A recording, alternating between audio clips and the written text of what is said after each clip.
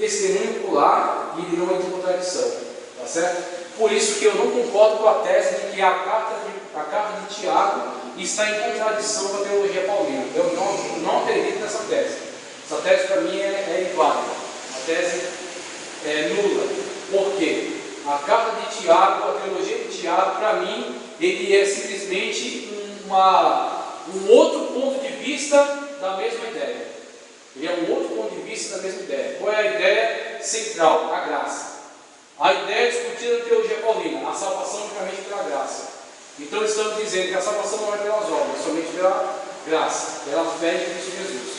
Crer em Cristo Jesus para ser salvo. Tudo bem, é um ponto de vista. Agora, qual é o outro ponto de vista? Tiago, por exemplo. O que Tiago diz? Mostra-me a tua fé sem obras, que eu te mostro a minha salvação pelas obras. Foi isso que ele disse? Não. Mostra-me a tua fé sem obras, que eu te mostro a minha fé pelas obras. E aí os teólogos geralmente descamam para a ideia de que Tiago está dizendo que a salvação é pelas obras. Isso para mim é um erro interpretativo. Tiago jamais diz que a salvação é pelas obras. Tiago diz que as obras mostram a salvação. A fé. Não é pela fé que nós somos salvos? Então as obras demonstram a fé. Tiago está dizendo simplesmente que aquela fé que você usou para se salvar tem que aparecer no teu modo de viver. Você tem que viver pela fé. E Paulo, aliás, falou isso. Paulo não diz para você pensar pela fé. Paulo diz para você viver pela fé. E o que é viver pela fé? Demonstrar a fé e pôr em prática a vida. Que é o que é hoje, né? Exatamente. Então, quando um teólogo diz para mim que Tiago prega a salvação pelas obras, isso é um erro. Certo? Simplesmente um erro. E aí o que Tiago fala, que o Tiago assevera, é que a fé é demonstrada pelas obras. Aí o que acontece? Com isso nós temos os diferentes ambientes e temos uma questão intrínseca, ou seja, no próprio texto, íntimo ao texto, inserido na essência do texto, você vê a mesma essência, a essência que está no Evangelho, a essência que está em Tiago, a essência que está nas cartas de Paulo, é a mesma essência. São diferentes abordagens, são diferentes contextos, são diferentes modos de escrita, mas é a mesma essência, tá? É a mesma essência, é algo intrínseco. A inspiração do conteúdo intrínseco, a cooperação, tá, do conteúdo moral e o testemunho histórico da igreja. Então temos a inspiração intrínseca, a cooperação do conteúdo moral. Estão defendendo a mesma causa. Eles estão defendendo a mesma causa de diferentes maneiras.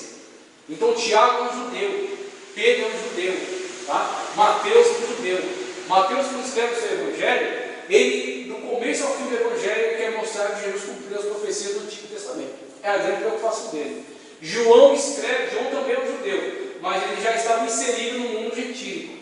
E as igrejas que ele presidia tinham diferentes necessidades. E não era a comprovação do novo pelo antigo, era o combate às heresias modernas. Então João, quando escreve a sua segunda carta, ele não está demonstrando que Jesus cumpriu a profecia do Antigo Testamento. Ele está combatendo o gnosticismo, através da verdade que Jesus veio em carne. O que isso tem a ver com o Antigo Testamento? Nada. Só que a mesma causa que Mateus defende, dizendo que Jesus cumpriu as profecias do Antigo, é a causa que João defende, dizendo que Jesus veio em carne. Qual é a causa? Jesus no centro de tudo. Tá? Então, todos combatendo pela mesma causa, de diferentes maneiras e diferentes frentes de batalha. E aí chegam a uma conclusão só. Tá? Testemunho histórico da igreja. A igreja, o processo de formação do cânon e a admissão dos livros sofreu um processo histórico. Então, o que é maravilhoso na formação do cânon? O cânon não foi determinado pelo Papa.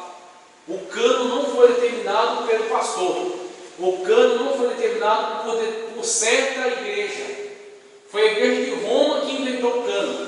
E aí você vai ver, por exemplo, isso aí no History Channel, você vai ver no Geographic Channel, você vai ver no Discovery. A igreja inventou o cânon. A igreja inventou a fé. E aí você vê a análise de diversos teólogos liberais. Não chama um teólogo tradicional. Não chama um teólogo ortodoxo. Só chama a camaradagem liberal. Por quê? São os teólogos da ciência que negam a fé, que negam a inspiração. Aí eles dizem que esse tipo de ciência paga, esse tipo de ciência ateia, esse tipo de ciência cética é a única ciência verdadeira, porque eles são céticos, eles são ateus, então eles vão sempre na tendência do ateísmo, eles vão sempre na tendência do ceticismo. O que é o ceticismo? Eu ouço tudo, eu concordo com tudo, não acredito em nada. Tá? Então o ceticismo analisa tudo ele analisa, ele dialoga, conversa, mas não crê em nada. Nada é uma verdade para ele. Né? Só que Jesus é uma verdade absoluta. Jesus não é relativo, a Bíblia não é relativa. A Bíblia é a verdade de Jesus. Tá? Então o que acontece? Essa questão da formação do cânon está envolvida com o desenvolvimento histórico. A igreja, ao longo da história, foi recebendo o cânon e foi preservando o cânon. Por que o Apocalipse foi o último livro inserido no cânon? Porque o Apocalipse estava muito envolvido, estava muito relacionado com o contexto de João, naquelas igrejas que ele presidia. Então, uma igreja em Alexandria, no Egito, não necessariamente conhecia o Apocalipse. Uma igreja na Mesopotâmia, não necessariamente conhecia o Apocalipse. Não tinha tido contato com ele. Aí eles têm outros textos, aqui tem alguns outros textos, ali tem alguns outros textos. Somente com o desenvolvimento histórico e com a circulação universal dos textos é que eles vão ter conhecimento de todos os textos. E quando a igreja se institucionaliza, ela não vai forçar as igrejas a aceitar o cânon. Ela vai simplesmente reunir tudo aquilo que ela já conhece e agrupar no cânon. E excluir desse cânon aquilo que já era desprezado. A igreja não inventa o cânon, a igreja reúne o cânon. Aquilo que já era desprezado, continua desprezado. Aquilo que era aceito, não era aceito universal. Por quê? Um conhecia um pedaço, outro conhecia outro pedaço. Quando você tem uma instituição que reúne todas as igrejas, você tem uma instituição que vai ter a competência de dizer: olha, aqui temos a carta de Pedro, que vocês não conheciam, mas a igreja na Grécia conhecia. Aqui temos o Evangelho de Mateus, que Roma não conhece, mas a igreja na Síria conhece. Aqui temos a segunda carta de João, que os romanos não conhecem, mas o pessoal de Éfeso conhece, e são canônicos e não são contraditórios. Aí você reúne todo o cânon do Novo Testamento no quarto século depois de Cristo. As evidências internas da afirmação de autoridade divina, já vou encerrar, tá? Já vou encerrar, tem 5 minutos ali. As evidências internas da afirmação de autoridade divina, as evidências internas da formação do cânon através de um processo histórico e com a cooperação das igrejas como um todo, demonstram o processo de formação do cânon. Então, a questão interna e intrínseca, os textos não se contradizem. Os textos de diferentes formas, de diferentes argumentações, apresentam a mesma verdade. Então, a verdade é essencial. Tiago é muito diferente de Paulo. A carta de Tiago não tem nada a ver com a carta de Paulo aos Romanos. São muito diferentes. Por quê? Porque são pessoas diferentes, que seguem uma visão de mundo diferente. Mas porque Paulo foi inspirado pelo Espírito Santo e Tiago foi inspirado pelo Espírito Santo, eles chegam à mesma conclusão. Tá? É o exemplo que eu mais gosto de demonstrar. A salvação pela fé e as obras da fé. A salvação não foi pelas obras, a salvação foi pela fé, mas a fé foi demonstrada pelas obras. Chegaram à mesma conclusão. Um é judeu ortodoxo e mantém o ponto de vista judaico sobre o mundo, o outro também é um judeu, mas muito associado ao mundo gentio, e trabalhando pela salvação do mundo gentio. Mas chegam à mesma conclusão porque é o mesmo Espírito que os inspira. E o processo histórico de formação do cânon é o que há de mais maravilhoso. O texto canônico do Novo Testamento, com os 27 livros, não foi criado, não foi inventado da noite para o dia. Ele foi um processo ao longo de pelo menos 400 anos, desde a vinda de Cristo, a manifestação de Cristo, a pregação, a morte e ressurreição. Aí temos o ano 30, com a morte e ressurreição de Cristo, a propagação do Evangelho pelo mundo. Há o período de texto de Evangelho oral, tá? Pregação oral, em que não havia nenhum texto, e a pregação em cima da base textual do Antigo Testamento. E aí depois do período oral, o início das cartas. Com 49, por exemplo, a hipótese da carta aos Gálatas, ou 51, a primeira carta aos Tessalonicenses. De 51 até 90, os textos sendo escritos. Desde a primeira carta aos Tessalonicenses até o Apocalipse de João, de 51 a 90. Período em que os livros estão sendo escritos, em diferentes lugares do mundo. Aí de 90 até o ano 400, um período histórico em que os textos vão circular, vão ser conhecidos, a igreja vai ser unificada, tá? Vai ser unificada, uma organização que unifica todas as igrejas, e o texto vai ser reunido num conjunto. No quarto século, que é entre 301 e 400 da era cristã, todos os 27 vão estar conhecidos e vão estar reunidos num códex. Um códex que reúne todos os 27 livros, e que a partir de então as igrejas vão ter conhecimento, não de pedaços do Novo Testamento, conhecer algumas cartas ou o Evangelho, vão ter conhecimento da Bíblia inteira, do Antigo e do Novo Testamento, inteiros, completos, tá certo? Essa que é a maravilha da formação do cânon. Até no máximo o século IV depois de Cristo, todos os 27 livros já eram universalmente aceitos em toda a cristandade. E dentre os critérios para aceitação podemos citar circulação universal, temos aqui, ó, evidências internas, evidências externas.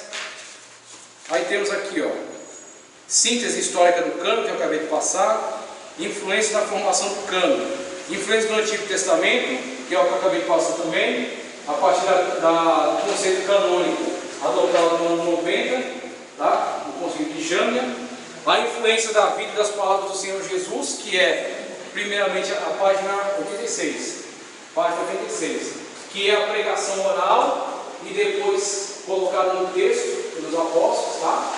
Os 4 evangelhos são as palavras de Cristo, são o fundamento da igreja, tá? A influência da nova religião cristã, quando o cristianismo se torna uma religião completamente diferenciada do judaísmo. O Império Romano, inclusive, consegue diferenciar o que é um elemento judeu, o que é um elemento cristão, tá certo? Então essas características influenciam. E a influência dos apóstolos. A influência dos apóstolos. Por quê? A influência dos apóstolos diz respeito à autoridade da testemunha ocular. A autoridade da testemunha ocular. A testemunha ocular, e no caso de Lucas, aquele que tem acesso às testemunhas oculares. Aquele que conhece as testemunhas oculares. E que vai preservar a tradição dessas testemunhas. Quem andou com Jesus? Quem ouviu Jesus pregar? Quem viu Jesus fazer milagre? Quem viu Jesus morrer? E quem viu ele ressuscitar e subir aos céus? São as testemunhas oculares. O que elas dizem é a verdade. Tá? Então a verdade vai ser resolvida como? Tem uma herege falando bobagem, onde Jesus disse isso, aquilo e aquilo outro. Como a gente vai resolver essa questão? Uma testemunha ocular. Vai atestar ou vai negar aquilo que está sendo dito. Então, até no máximo o século IV da era cristã, todos os 27 livros já eram universalmente aceitos em toda a cristandade. E dentre os critérios para aceitação podemos citar circulação universal, que é como os livros passam a ser conhecidos pelas diferentes comunidades cristãs. Autoria dos apóstolos e seus discípulos diretos, que aí entra a autoridade da testemunha ocular, tá certo? Livros conforme a tradição, livros que preservam a tradição, livros que negam a tradição. Texto do Evangelho de Tomé, nega a tradição, nega Deus discípulo, não é aceito. Carta de Barnabé, nega a tradição, não é aceito. Livro que foi durante muito tempo aceito por muitas comunidades, Pastor de Hermes. Quem quiser comprar livros apócrifos, dá uma lida nesse livro, Pastor de Hermes. Tem um monte de conceitos bons, mas em algum momento ele trai a tradição. Ele confessa lá alguma coisa, não me lembro aqui agora, não me recordo, mas em algum momento ele trai a tradição, não é aceito, tá? E a doutrina dos apóstolos está de acordo com a doutrina, está de acordo com a tradição, é universalmente aceito. As igrejas têm adotado, preservado esse texto, inclusive perto do ano 300 da era cristã, quando a perseguição vai se intensificar com o cristianismo, vai surgir uma nova modalidade de teste canônico. Isso vai ser uma forma de demonstrar muito claramente qual era a posição da igreja na época. Roma está perseguindo os cristãos. Aí Roma descobre que uma das maneiras de atacar o cristianismo é queimar os seus livros. E aí o que acontece? As igrejas, em diferentes lugares, eles têm o hábito de ter os textos canônicos e ter algum texto apócrifo que não poderia ser lido na igreja, mas às vezes tinha muitos conceitos bons. Por exemplo, esse livro do pastor de Hermas. Por exemplo, um livro chamado Sabedoria de Salomão, que foi escrito num período do Novo Testamento, mas o autor atribuiu esse livro ao Antigo Testamento. E era um livro de circulação dos cristãos. Sabedoria de Salomão. E o que acontece? O que os pastores da época recomendavam? Quando um soldado romano entrar na sua casa e exigir ou você morre ou você entrega os livros, o que você vai fazer? Você vai entregar os livros apócrifos e vai esconder os livros canônicos. Com isso, a igreja manifestava claramente o que ela considerava apócrifo. Ela entregava a sabedoria de Salomão para ser queimado, ela entregava o pastor de Hermas para ser queimado, ela entregava o Macabeus para ser queimado, mas não entregava os livros canônicos. Os livros canônicos, eles morriam, mas não entregavam. E aí você mostra uma demonstração de que a igreja já considerava canônico ou apócrifo, desde o ano 300 da era cristã. E finalmente estabeleceram forte influência para a formação do cânon neotestamentário. A base textual inspirada no Antigo Testamento, o primeiro cânon, tá? E o testemunho dos pais da igreja quanto à autoria dos apóstolos das mais diferentes comunidades cristãs espalhadas pelo mundo. Não vou ler o texto, só vou ler o nome deles. Irineu de Leão, página 37. Irineu de Leão, em 135. Hipólito de Roma, em 234. O cânon oratoriano, em 170 ou 210 d.C. Aí na página 88, Tertuliano de Cáptaro, em 200, Orígenes de Alexandria, em 254, o Códex Claro-Montano, Eusébio de Cesareia, em 326, historiador, Inácio, tá, de Antioquia, em 116, Policarpo de Esmirna, em 150, discípulo direto de João, tá? Policarpo se sentou para ouvir as palavras de João apóstolo. Clemente, que também era muito importante na igreja. O Didaquê é um conjunto de doutrinas da época da igreja cristã, que também falava acerca dos apóstolos. Epístola de Barnabé, Pastor de Hermas, que foi um livro apócrifo, mas ele fazia menção aos textos sagrados. Justino Marte, que foi um dos apologistas da igreja, entre 100 e 135. Marcion, que era um herege, mas atestou a autoridade canônica de Lucas e Atos e os textos de Paulo. E finalmente na página 90 você vai ver a reação da igreja, tá? A igreja, conforme eu já ditei aqui, estabeleceu diversas formas de teste aos textos canônicos, inclusive essa de entregar para ser queimado os textos que forem apócrifos. Os concílios, que finalmente vão atestar aqui, ó, 363, 393, 397, 325 e finalmente o Concílio de Trento em 1546. Eles não vão inventar o cânon. Essa é a mentira. Essa é a mentira do liberalismo. Que o concílio inventou o cânon. O concílio não vai inventar o cânon. O concílio vai aprovar o cânon. O cânon já existe e já está em circulação. Eles simplesmente vão dizer assim: nós concordamos com o cânon, que é uma formação histórica. E aí a gente pula agora para 93, última leitura da nossa aula de hoje. Posição moderna. Os grupos conservadores, tanto os protestantes como entre os católicos, aceitam o cânon do Novo Testamento conforme foi estabelecido pelos antigos. Os representantes da teologia liberal, por sua vez, não estão tentando criar um novo cânon, a despeito do fato que provavelmente nutrem dúvidas sobre a validade do cânon atual. Realmente há toda forma de ideia sobre o cânon, como sempre aconteceu desde o princípio de sua formação. Certos indivíduos conservadores, em todos os outros pontos de vista, não aceitam determinados livros do Novo Testamento, usualmente um ou mais mesmos livros discutidos pelos antigos: Tiago, 2 de Pedro, 2 e 3 de João, Judas e Apocalipse, são os mais discutidos. Muitos estudiosos, principalmente os liberais, acreditam que certos livros aceitos nos tempos antigos e na Idade Média como apostólicos, em realidade não são, como a 2 de Pedro, Hebreus, Apocalipse, Tiago. Por outro lado, a maior parte dos conservadores, aceita aos hebreus como canônico, mas rejeita a ideia de que foi Paulo quem escreveu. Na verdade, todos os pontos de vista contemporâneos não passam de questões discutidas dentro dos tempos da formação do cânon, mas a fixação permanente do cânon até os dias atuais ocorreu no século XVI. Tá? Conclusão: o cânon, portanto, não é produto do critério arbitrário de qualquer pessoa. Não foi um indivíduo que inventou o cânon. Ele é um processo de formação histórica. Nem foi determinado por voto conciliar. Não foi o concílio que inventou o cânon. Tá? O concílio atestou e aprovou o cânon, mas o cânon já existia. Resultou do emprego dos vários escritos que provavam o seu mérito e a sua unidade pelo seu dinamismo interno. Alguns foram reconhecidos mais lentamente do que outros, devido ao seu pouco tamanho ou devido ao caráter remoto ou particular de seu destino, ou à anonimidade de autoria, Hebreus, por exemplo, ou devido ainda à aparente falta de aplicabilidade às necessidades eclesiásticas imediatas. Tá? Nenhum desses fatores milita contra a inspiração de qualquer desses livros, ou contra o seu direito de ter um lugar autorizado, tá? De ter um lugar na palavra autorizada de Deus. Tá certo? Então temos aí o fechamento da introdução ao Antigo Testamento e o fechamento da introdução ao Novo Testamento com todo o processo canônico, desde Gênesis até Apocalipse e a história da formação do cânon. Tá certo? Vamos ficar em pé, fazer uma oração antes de nós terminar a pergunta.